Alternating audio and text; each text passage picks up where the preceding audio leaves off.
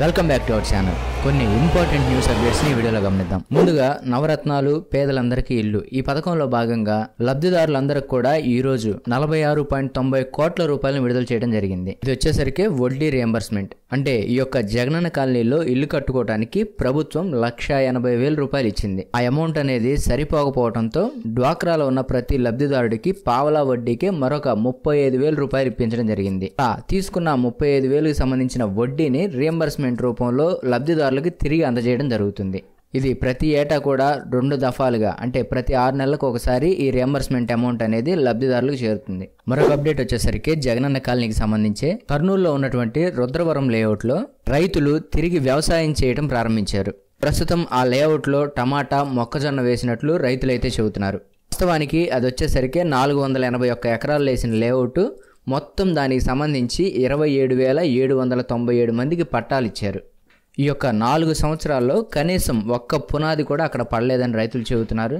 దాంతో ఆ ప్రాంతం మొత్తం కూడా మరలా ముళ్ల పొదలతో నిండిపోవడంతో వారు కనీసం సాగన్న చేసుకుందామని ఆ పొలాన్ని దున్ని టమాటా మొక్కజొన్న అయితే పండిస్తున్నట్లు చెబుతున్నారు. మరి మీకు ఇచ్చిన లేఅవుట్లో కూడా ఇలాంటి ఇబ్బంది ఏమైనా ఉంటే కామెంట్స్ రూపంలో తెలియజేయండి.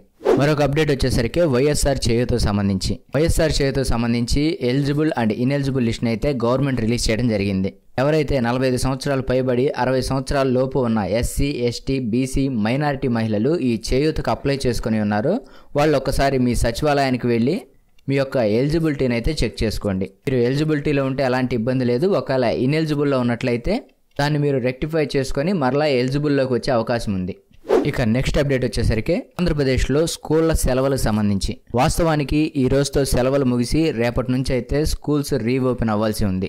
ఈ యొక్క సంక్రాంతి సెలవుల్ని మరొక 3 రోజులు పొడిగించడంతో ప్రతి స్కూల్ అనేది కూడా ఈ నెల 22 నుండి అంటే సోమవారం నుండి తిరిగి ప్రారంభం కాబోతున్నాయి.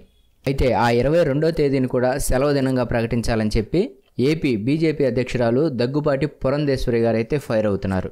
దానికి కారణం ఏంటంటే ఆ రోజు అయోధ్య రామాలయంలో ప్రాణ ప్రతిష్ఠ జరుగుతున్న సందర్భంగా పలు రాష్ట్రాలు ఆ రోజును సెలవుగా ప్రకటించినప్పటికీ ఆంధ్రప్రదేశ్ మాత్రం సెలవు ప్రకటించకపోవడంతో పురంధేశ్వరి గారు అయితే ఫైర్ అవుతున్నారు. దీనిపై ప్రభుత్వం రెస్పాండ్ అవుతుందా లేదా అన్నది చూడాల్సి ఉంది. ఇలాంటి మరిన్ని ఇన్ఫర్మేటివ్ వీడియోస్ కోసం ఛానల్ సబ్స్క్రైబ్ చేసుకుని పక్కనే ఉన్న బెల్ ఐకాన్ని ప్రెస్ చేయండి. Thank you for watching.